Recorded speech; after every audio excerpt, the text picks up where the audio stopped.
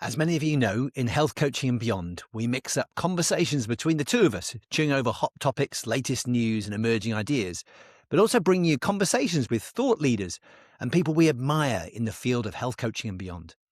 People we hope will help you think well and spark interesting ideas for yourself. This week, I interviewed Joanne Smith. She's a coach with a background in nursing and health visiting, but she also has a fascinating story of recovering from persistent pain herself. She's an ultra runner who, interestingly, could differentiate pain in her body from running long distances from her chronic pain.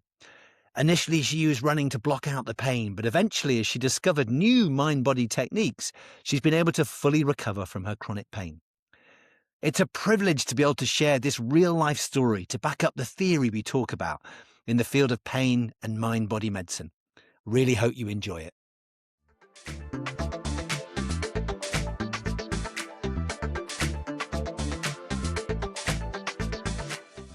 Well, hello, folks. Welcome back. It's another interview today, and I'm really glad to be joined by Joanne Smith. Joanne contacted us after listening to the Mind Body episode.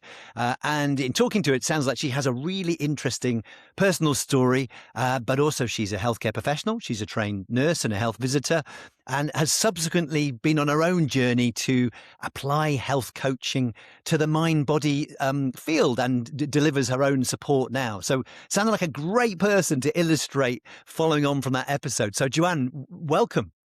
Oh, thank you for the invite and accepting my offer to come here today. It's a privilege.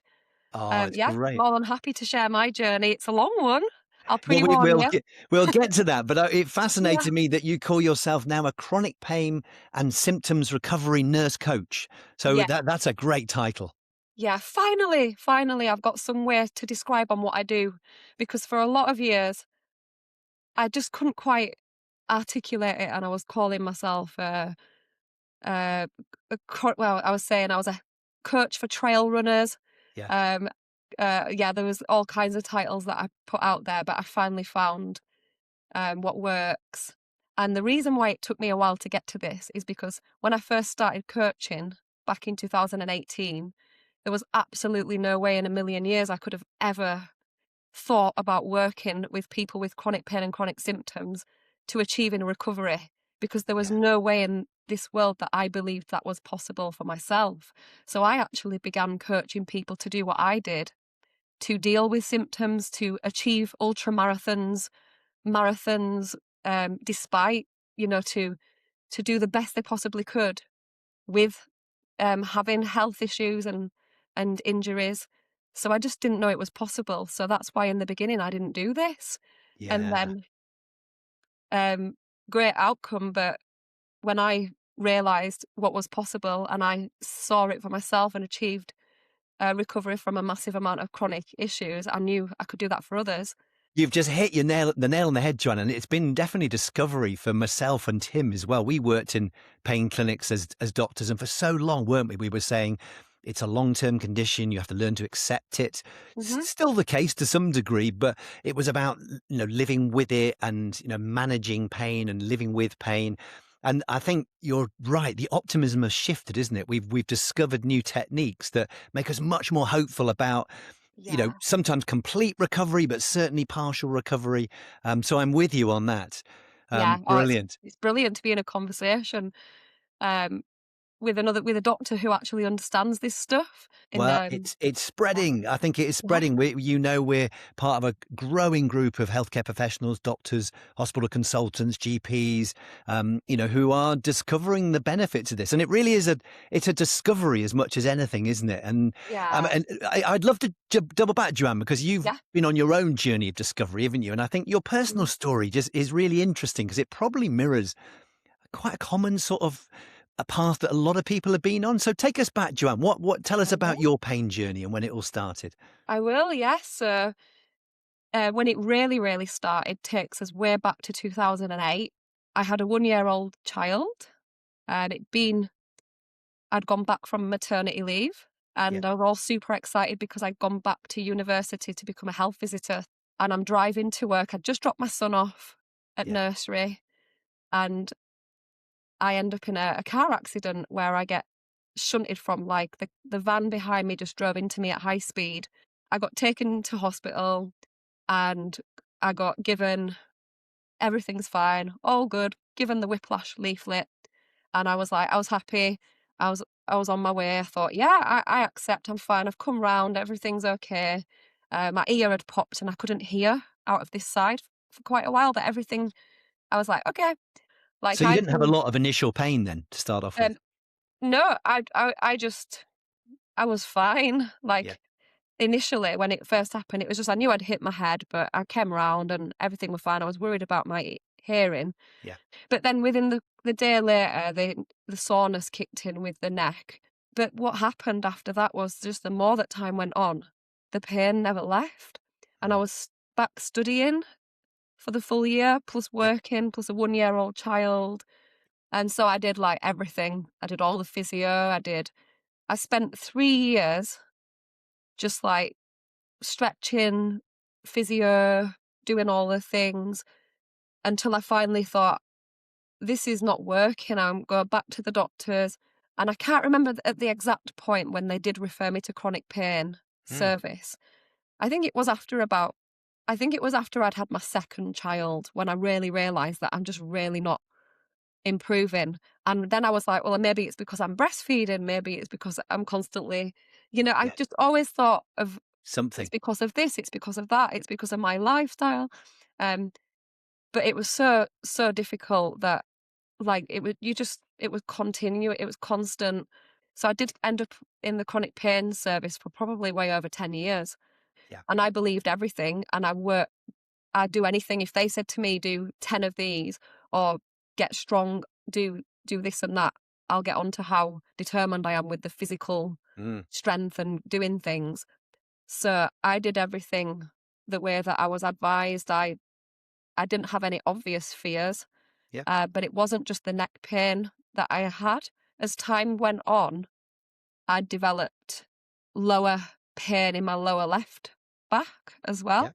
It Yeah. just happened with no explanation, and it became the left leg, like the bottom of the leg as well. Just constant pain in that leg, aching, aching, aching. Tell us what happened then. So you were in this terribly stuck position. Sounds like you were going into sort of that phase of I've got to live with it. And you said you were a runner. Tell us a bit about that. You Yeah, discovered running first, didn't you? I'd been running already for 5 years because I'd found running as a really amazing thing. That was my only respite. But the only problem with that is when I found something where I finally thought, oh, I'm not actually in a lot of So it was height it and was a respite for pain for you, even though you were yeah, living with the pain. It was one of the tools you yeah, found that helped yeah. settle it a bit, but didn't take it away, right? It didn't take it away, but it was more manageable when I was running, when I was moving, Yeah. when I was running, it was more manageable. Interesting. I was at a point where I was like, well, this is just how it is. I have to just manage. But on day one of my first ever, it was like a 5-day intensive coaching training in the NHS where I work. There were a group of psychiatrists, psychologists, some nurses, and we'd all been picked from different services to train to become coaches so that we could kind of like help the team leaders and help leadership. And so it was such a great opportunity to do this training. I was really excited about doing it. So that was Um, sort of leadership, team leadership and personal growth training. yeah, it was Yeah. solution focused coaching Mm. training. Yeah. Um, and on day 2 of this training, I just had a massive insight during one of the exercises that we were doing. And it was literally a helpful and hindering exercise where we just literally split into 4 areas. Um, and I was working on having constant pain. Mm. And I asked myself, what are my thoughts about this? And then the first question was, what questions are you asking yourself? Are they helpful or hindering? And what statements are you saying to yourself? Are they helpful or hindering? It seems so simple, Yeah. but I literally ticked hindering for every box. And in that moment, I was just like, wow, Mm. this is so simple. It's just my thinking. I just had this moment of thinking. Well, my thinking's not helping. And it seems really silly.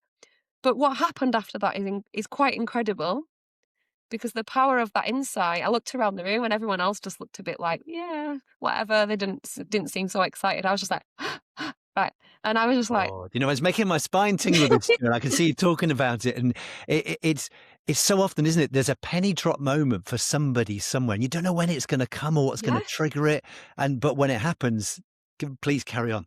yeah, yeah. So what happened was just it was just an incredible day because I literally drove home from that training with I just felt like I was smiling. I was like, I'm aware that my thinking, and I just, this is really strange. I don't know how it happened, but I just knew that it didn't matter whether I was in pain or not. It didn't matter because it's my thinking. It means I can do anything that I want to do. And this was in Easter 2018. And in the September, oh, yeah, that's when I did my first marathon that year. But still, with all your pains, your neck Yeah, pain, yeah, your leg pain, your face pain, yeah, your ear pain, yeah. yeah. So I continued to have all of that, all of those symptoms and issues, all those chronic symptoms and things. Like, I was already hooked on coaching. I already knew like the power of how amazing that, like, it could help you feel and help you to achieve so much more than you believe were possible. Deep down, I was chasing a recovery. Deep down, I was just like, maybe this is how I'm going to recover. I'm just going to run ultra marathons and then eventually, like, I'll get better. Mm. But then I thought, well, if that doesn't happen, at least I'm going to inspire other people who have been told that you've got like chronic issues and that you've got this forever. And I was like, well, if I can do it with these, and I knew how difficult living with those symptoms are, then I can inspire other people to at least do things. And so I signed up for what they call the Endure 24, Mhm. which made sense because it's local, it's in Leeds. You can do 5 mile laps, and if you do every hour, you do 100 miles. Is the So this is when this one happened, 2023. That's when I did my first 100 miles. And Mm. I got the third place trophy for that one, Amazing. um, which was a surprise to I me can't because imagine there was that many people managing to do 100 miles, Joanne, but yeah, that's yeah. unbelievable. So you're still living with chronic pain. You're still, and after you'd done that, did it flare up your symptoms? How did you Well, manage your symptoms? this is how it all came about. Like me thinking, well, it doesn't make sense. The symptoms were worse when I wasn't doing that. I actually found it easier to go and do. This is the crazy part. Right. Give me the pain from running 100 mile ultra marathon any day because that pain, it's gonna go. It's not Yeah. chronic. And you can It's understand it, almost expect it, right? Yeah, it's so different. Like Mm. I can cope with that, but then I can't even just sit and watch a film with my husband and children, Mm. or I can't just go to sleep at night and relax and chill out. The pain was so much more harder. The chronic pain is so much higher level than pushing myself. And so I'm like, So if well, I got this right, John, you were doing a 100-mile event. You were getting the sort of muscular pains, the yeah, aches and pains you expect from that. But then you also had your chronic pains in your neck and your leg and your back that sort yeah, of like were there in the background and yeah, almost sort of flared up when when you weren't running and when you yeah, got over the kind of the yeah. exertional pain. They never left. So They never left. like the Amazing. normal muscle fatigue that you get from, increasing activity, doing long distance running, is I just knew that it's different. There's something like Mm. that comes and goes, and yeah, it's uncomfortable at the time, and yeah, it kind of does hurt pushing your body to that extent, but it's not harmful. It's not chronic, and then that would come and go, but I couldn't get rid of the other. So I thought this doesn't make sense. This Something doesn't make sense. So I finally gave up really and went back to the doctors. 2023, I did get a diagnosis for fibromyalgia. So when I got that diagnosis, there was still something inside of me that was like, I'm not so sure. Mm. Like there must be a cure. So I went back to the doctors and I was like, right, they've diagnosed me with fibromyalgia, but this is after I'd found out about Dr. Sano and TMS. And Yeah. remind us what TMS is as well from Dr. Sana. Testing me now. Mm. Tension myositis syndrome or Thank you. tension myoneural syndrome. Yes, and we Um, might come back to Doddsana because he's one of the original, I guess, catalysts of thinking a bit differently, isn't he? And you know, much has, but he was one of the original sort of thinkers in this space, wasn't he? yeah, yeah. And I somehow ended up doing this 3 principles coaching practitioner training, which I love. It's a beautiful understanding in psychology about thought, consciousness, and mind. They're the 3 principles. And it made me realize what happened in 2018 when I had this big moment about thought and thinking. Mm. Anyway, I ended up following this journey to learning about the 3 principles because it was helping me just in general with um, feeling really empowered and seeing experience comes from the inside out and not the outside world in. So Mm. like other people, um, environments, jobs, like it's a really lovely understanding that helped me to just be like, ah, I felt really good because I'm the one that creates my experience. It's all my thinking. It's quite an extreme approach because it really is based around the one principle of thought. But I really liked it. And there was something about it that kept luring me back in. I decided that I was going to get the other book, the other Dr. Sarno book, and that I was going to really go for it and just listen. I did what he said in the book because I didn't really know any different. And he said about um, like really like writing down, doing the journaling thing. Yeah. And I thought, okay, what's to lose? So I just decided that each time when the pain was building up and up and up, instead of going and grabbing some pain relief, Yeah. I was just going to scribble about all the things that I might be annoyed at, angry at, whatever came up within even like the first few days. I saw the evidence pretty quickly that it was possible for pain to move down. It didn't disappear instantly, but I could physically experience the difference just from doing the scribbling. And And the scribbling, so I've got it right. The scribbling was effectively tuning yourself into your emotions, yeah, and must have been. you say you realised something from looking at that. What was it that Well, I happened? realised that I felt a reduction in back pain, like during the process of after I'd finished doing the writing for like 10, 15 minutes, I felt it come down. Okay, so just by doing the journaling, Yeah. it had an And I effect. was I was absolutely amazed. And it's Yeah, quite incredible really because by the end of that week, no more no more medication. right.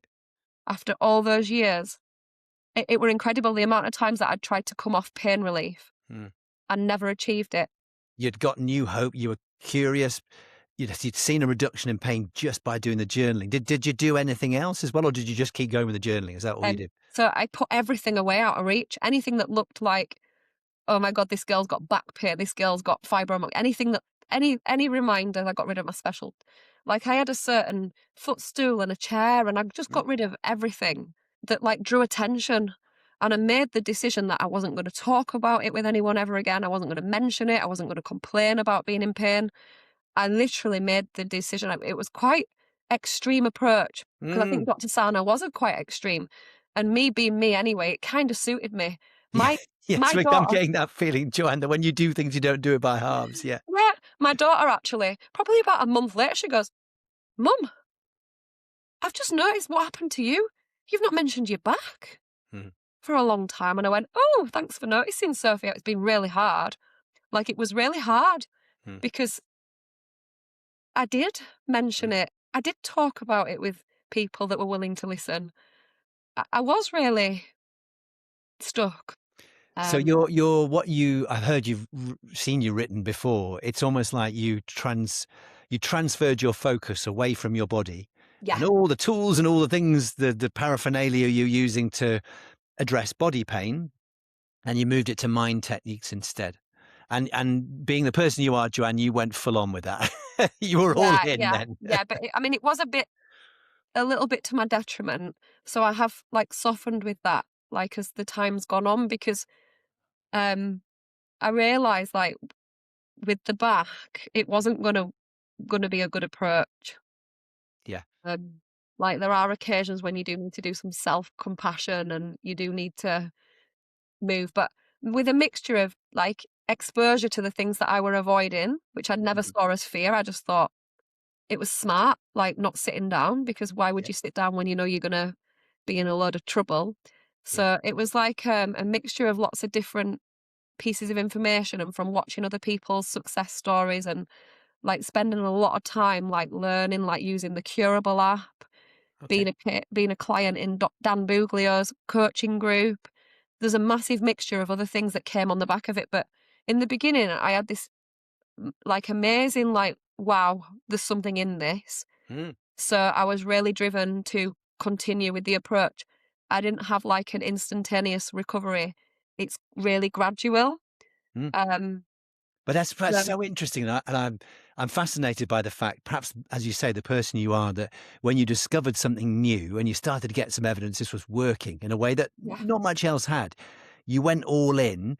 But actually, what you've realised is that there's a sort of happy medium, and that if you know, yeah. doing a bit of body work, doing some mind work, it's so now your practice is a mixture of both. Would I be right in saying that? Um, you mean like for me personally, what I do to, Well, I suppose you have moved on to being a support for other people, haven't you? So how yeah, do you see that mind body balance then? yes. So I think for me, it's more about the intention behind the movement. So for me, I realized that I needed to move less, Mm, weirdly, yeah, which is good news because um it's a lot of it's nice to be able to actually enjoy sitting down yeah, and watching like a family movie or doing things with my family again. And I wasn't doing any of that at all. Um but it was more about the intention behind it all and the expectations and the knowing that I don't need to be like moving because I'd done that for so long that there was a lot of like expectations without realizing, like they call it, don't they, the predictive coding, like um expectation that if I sit down, this is going to happen. yeah. And I've had to do a lot of like, like kind of imagining myself sitting down without that happening, and then doing that just for like even a couple of minutes to begin with, and then bit by bit sitting down for longer and longer. But yeah, your question about the approaches and like movement and the balance between medications and all the other stuff is that, yeah, um, I have realized that the the approach of like maybe the energy that I was going at it with, of there is no way that I can um massage my body if it feels the need in that moment. Um, to It's okay to do that. Like, it's not gonna mess with the recovery, because I think that what really delayed like, my progress for quite a long while was that I was then the fear-based attached to the worry that if I do take some paracetamol, I'm gonna Mm, reverse all of that, what's happened is again prolonging the symptom, and the mm. brain that's perceiving that as dangerous is there's so many elements, there's not just one element to it. So that Um, and you called that learning your self compassion bit. I really want to dial yeah, down on that. So yeah, what was it that led you to that discovery? It sounds to me like you're someone that's discovered things sort yeah. of by trial and error, and like you say, you reflect back. Sometimes you went over the top in one direction or the other. Mm. What was it that led you to the importance of self compassion? Yeah, when I realised how hard I am on myself, how critical I am, how no matter what I've achieved, it's not enough, it's not good enough. Um, just like little bit by bit, when I've started to watch a lot of the other success stories, how there's this common theme of self-kindness, self-compassion, gentle approach. Because I realised that my approach has just been like not. It's been the complete opposite. Where do you start then, John? If you're working with someone, so now you are working as a mind body, what you called yourself a chronic pain and symptom recovery nurse coach.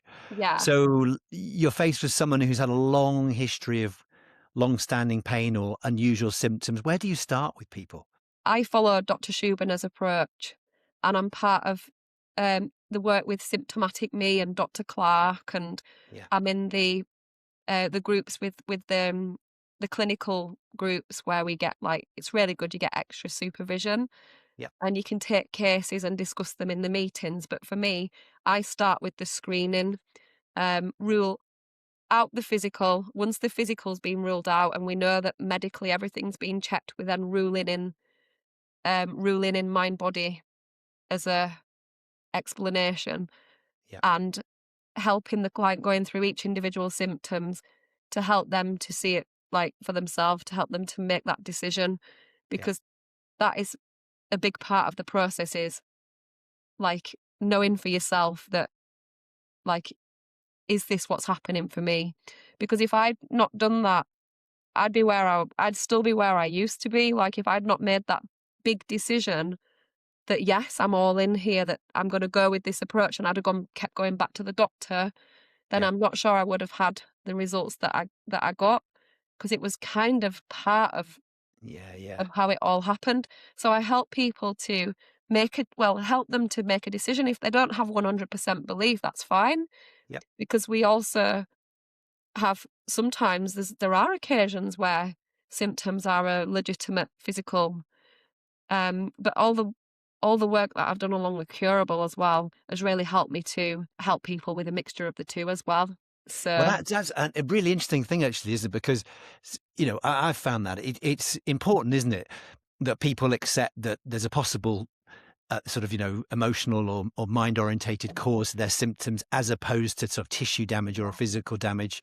Um, and it's great, as you say, to have some evidence and to make people curious. I mean, for you, like you say, you noticed a week of writing things down, mhm. writing your emotions down actually made a difference to your pain. So that started to make you curious and interested. But then there's also a worry, isn't there, that we're gonna write off everything as in your mind. And so how do you yourself, or how do you and others help people judge whether their symptoms are more driven by their thought process and emotions, or whether they're things they need to look out for in their body? A big part of it is having the conversation with them and getting them to be more curious, because just from having that conversation, and maybe just the way that we'll ask a question about, how do we explain that? I'll give you an example. So one of the guys who had the knee issue, Hmm. he could barely walk without limping. Hmm. But then there was this one occasion where he jumped out of his bath. He had an ice bath, those Hmm. bit of a trendy in the garden things. Hmm. Hmm. And he had his big moment when he jumped out of that and ran inside and ran upstairs. And he had his big moment of, how did I do that? I can barely walk without limping. And what caused him to do Um, that? Was he rushing for something, or? yeah, he was just rushing to go inside and get dry. And he Ah, realised that his knee in that moment was not an issue. right. So And something happens that gives you evidence that it yeah, can't so he all got just that be bit of down to the body. curiosity. So Yeah. I think really it's just about helping people to, like, just maybe be more curious and observant about what's happening. Because Yeah. if they just have that little bit of evidence, like, for me, it would have been so simple if someone would have said, well, um, so maybe a simple question, like, towards the, like, figuring out, like, I thought there was something structurally wrong with my neck or that was Mm. causing the pain, but yet how is your body able to run that far without pain? But yet you can't just rest. You had well over 10 years of living with these chronic symptoms. Even longer, yeah. Even longer. Yeah, That's you were to 2008, 17 you years, said, didn't you? yeah. 17 years. And does it make you cross when you look back now and think, maybe, like you say, you work with people in the first 6, 12 months of chronic symptoms, and you can, tune them into a different way of understanding it, and it's really effective. Well, how do you look back on it now? Yeah, I would have loved to know about this stuff at the beginning, Hmm. and we've not even had chance to explore, like, um, when I look back at the obvious reasons why I developed it in the first place. So, for example, when I look back, I lost two very close family members, my nana and my granddad, in that same year running up to having the car crash. So there was other things in life, when you learn about this stuff, um, that put me in the ideal situation to develop chronic pain that were nothing to do with the accident. And I look back at childhood and symptoms that I had throughout my upbringing and childhood that also, when I do the timeline looking back, I think, yeah, it all makes sense now. Um, So some people, Joanne, would say we all have stressful things happening mhm. all the time, and that you can look back and go, well, it must have been related to that, must have been related to that. How do you tie significant events to your pain? What makes you tie them together? At the time when I had the car crash, um, I think that I developed the chronic pain to protect me from all the other stuff that had happened. Mm, I wasn't I wasn't the kind of person that did like feel emotions.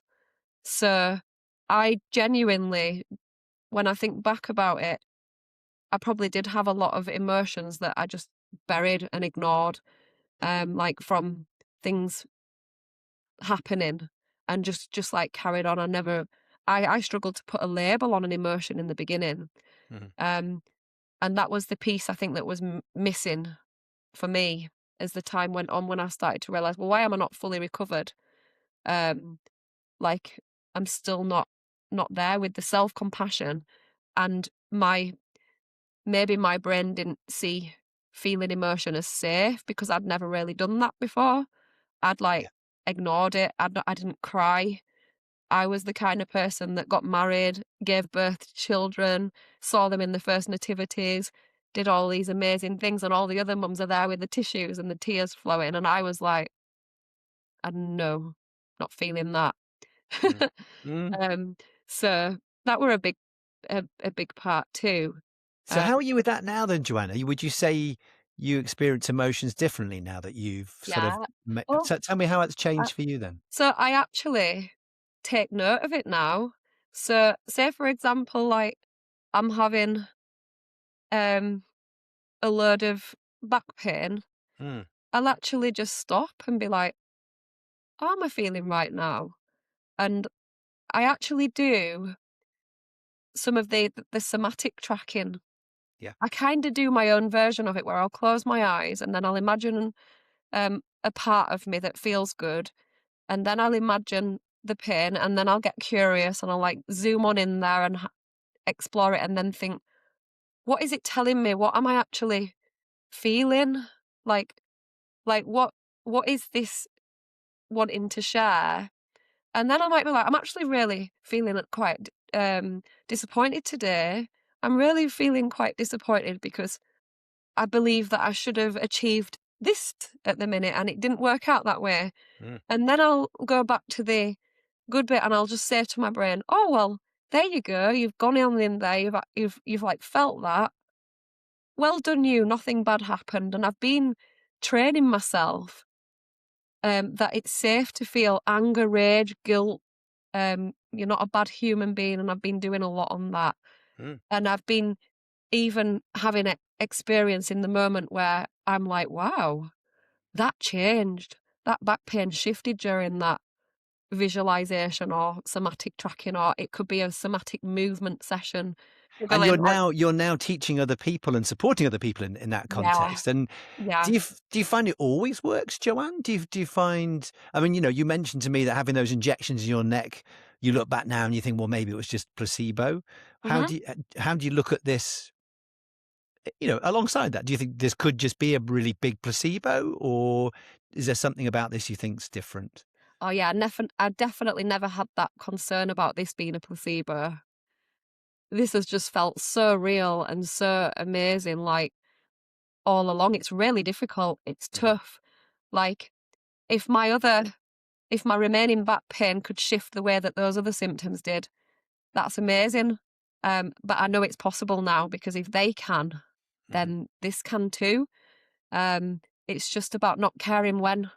But yeah, like when you said about does it always work? Mm. There's not one person that has not benefited in one way, shape, or form from knowing about this stuff that I've been involved with. Yeah. Um, even whether that's on even just understanding about thinking. It's something that I want to be involved with forever and ever and ever now. And Well, it's wonderful to hear your passion for it, Joanne, and I suppose I'm very interested in this as well as a doctor, and I've had my own personal experience. I think like most of us have to some degree, but I'm particularly interested to see that transition from us thinking people just had to live with symptoms, whether Mm, it was pain or fatigue or, like you say, unusual things like watering eyes and all yeah, sorts of things. And, I am cautious as a doctor that we're not just writing things off as that's all in your mind, or, I'm cautious to look out for illnesses and diseases and medical problems. But I am really curious as to the additional value this adds, and that we've suddenly got a whole lot of, it's like we've expanded our toolkit, and we've yeah, got both sides of the coin. We had the physical side, we had the medical side, and now we've got much more intelligence around how you do think about the influence of emotions and mood and mind, beyond just sort of mental health and mental illness, and the therapies we had. This is around how you apply this to a whole holistic approach to your body, and it's definitely given us a lot more. And it's fascinating, isn't it, that we've suddenly got a yeah. whole load more things we can do that we didn't have before. Yeah, it's amazing. It really is. And I've only covered a snapshot of You have. We might have to get you back, Joanne, to talk a bit more and see if that back yeah, pain has just ebbed away. Like you say, you've got yeah, less skin in the game for it it. will, because I have times now where I'm able to sit pain free, and I never had that before. Mm, I never had that in a lot of years. yeah, And so even those occasions where that's happening is enough evidence to know that if that's possible for those moments, then it's possible every yeah. time. So if you were, let's finish this with one Yeah, question, Joanne. If you were to yeah. go back now to yourself in 2008, let's say you're 6 months down the line of having had this neck pain, you're taking a lot of medication, you're not sure what's going on. What would you say to yourself, and how would you start off a different sort of pathway? Talk to somebody about how you feel, I guess. Yeah, Don't yeah, don't stop pushing yourself so harshly. Stop not believing you're good enough. Like, you are good enough, and you don't need to be an internal sergeant major to get well. Feel your emotions. If only someone would have told me that one. it's so Um, interesting, isn't it, to just to think that actually that could be having an effect, and that, for sure, after a neck injury from a car crash, you might expect a couple of weeks of stiffness and soreness. yeah, But you wouldn't expect it to go on for 3, 4, 5, 6 months, 17 yeah, years, let's yeah, say, and yeah, that when it starts to get there, maybe we should be curious about what else is going on. yeah, And it's so interesting that you start to tune into how you are to yourself, how compassionate you are. That inner sergeant major, you said, that's yeah, so yeah. so impactful, Joanne.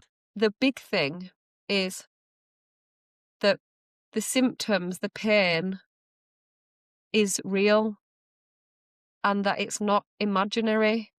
And that'd be a really big thing that I would have loved to have had somebody to share that with. But knowing that the brain is capable of creating a pain or a symptom um, higher than many things that a physical Yeah, reason could actually create would have been so good to know. Like, because I'd experienced many painful um, occasions, childbirth, dental pain, all kinds of genuine, legitimate things. And I'm like, but how can this not be something happening? But yeah, that would have been of such a good understanding to yeah, know that that's it's possible to it's recover. possible. That's such an important thing, isn't it? And not to think of it as a mental illness that you need psychotherapy for because you're Yeah. ill or because you're mentally unwell. Hmm. And to know that people believe you. They believe that the pain you're experiencing is equally exactly the same sensation as if you'd broken your leg or if you were going through Yeah. childbirth. It's exactly the same pain.